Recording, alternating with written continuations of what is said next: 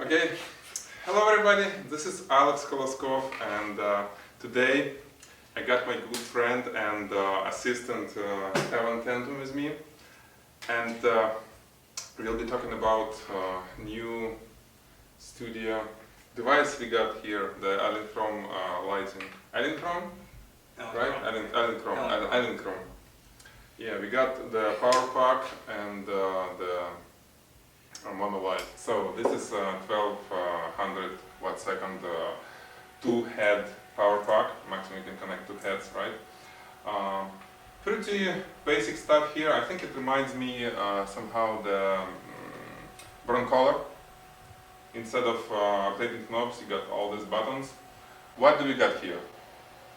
The adjustment of modern light. It's off. It's proportional now. Proportional to the power of the flash, or it can be free like this. I can adjust independently from the flash power. Head, I can turn off, head, turn on. I can turn on the second one, but it's not gonna work because we don't have anything there. There is sound after each flash. It can beep, or like I turn it off, it's not gonna beep. This so-called slow charging mode, in this mode it will draw not more than 10 amps from the AC outlet, and in studio you're supposed to use it always off because faster recycling is better. This is the slave, on or off. The power setting is here. It's a little bit unusual. At least for me, after policy buff lighting, it shows the f-stop, not like percentage of the full of the power, but the f-stop, the minimum 2.5, the maximum is 7.5. Okay, get charged, and boom, big boom. Actually, now all 1200 watt second goes to one head. This is controls. This is what sync connector. I never use it. This is very interesting. This is connector for Skyport, which is very little device. Like this, you connect it, and this is what you connect on the camera, and it works. There is a USB device for the computer, so it can be, all the flash can be controlled, actually anything here can be controlled from the computer, any settings, which is very cool. What was very good, the softboxes. I'm going to show you the softbox. The softboxes themselves are extraordinarily light in construction, very easy in comparison to other brands. Very light, very easy to hold in one hand, even given its large size. The assembly was very simple. This can be a one-man job. You don't need 4 hands to put this softbox together and or apart. Very nice overlay here. The actual front diffuser wraps around the edge of the top to give you edge to edge with the white softbox on top. Inside, the second diffuser is clipped on with just a couple of button snaps, very easy again to remove. And then you can see here the construction of how the softbox actually comes from the outside, and the speed ring is on the inside. Therefore, on the back side you have next to no no escaping light when this is attached to your monolight head. From the other side here, if I can get a hold of it, you've got just 2 simple little ports to snap into place on top of your monolight head. Very simple, very easy to do. Again, you don't need a team of people in order to operate these monolights in order to get your modifiers on there correctly. Alex here has the other monolight head that we're working with, which has a very simple, again, kind of a... Yeah, pulse above, you're talking about? No. Right here has a what's the word? Proprietary Proprietary speed ring, head, but very simple. One little click will lock it into place, one little click will open it back up. This bead ring will sit right back on there, click it into place, and you're ready to go. Yeah, and what's cool, let's put it, and a little bit tricky to close it. There we go. And then it's fixed. You see, no lights, like I said, nothing is escaping here.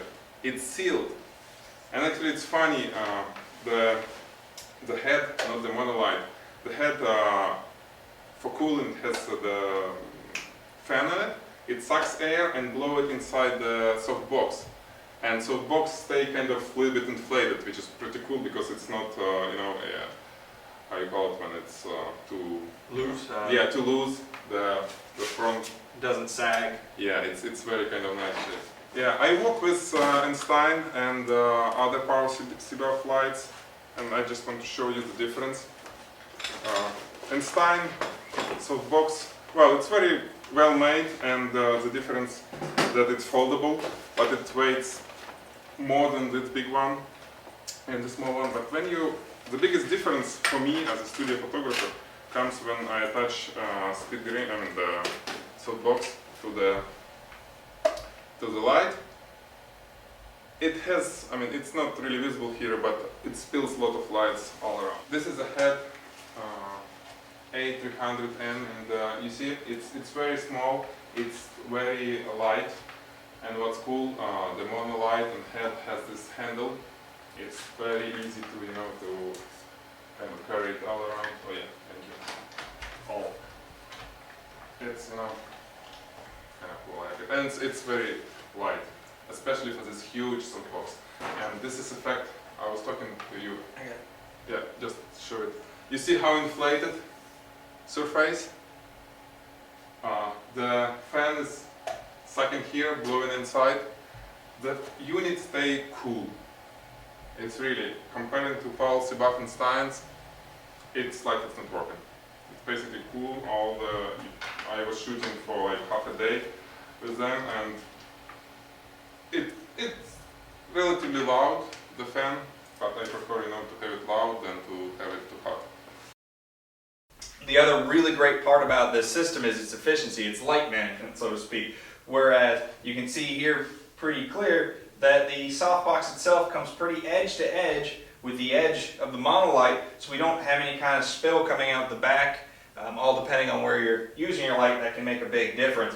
So we've got a really great management there with the softbox, and again here on the front, the same idea. The way that the diffuser attaches over the top gives you a nice soft light from edge to edge all across the front of your light source. Very easy to use, very easy to manage. If you want to come in and make any other adjustments with it, again, very simple to use, very efficient way to manage your light source.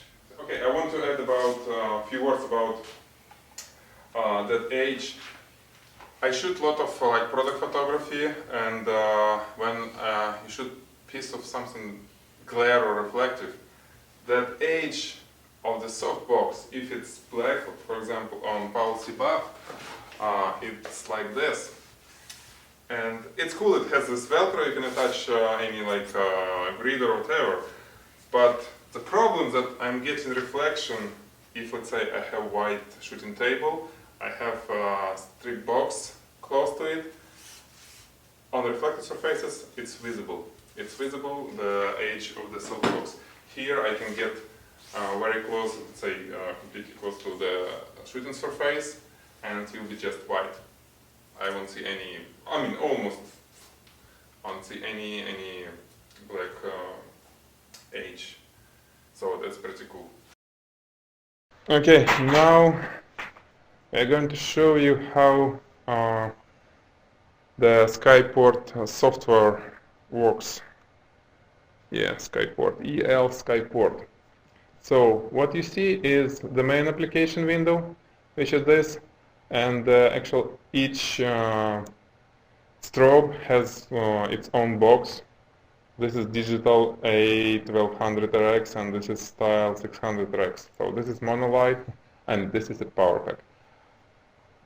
On the main window, it's easy to group them together or just adjust separately. And you see you can select flash settings. Anything can be changed from here. Modeling light settings. I'll group all, flash delay. Actually, very interesting is the feature.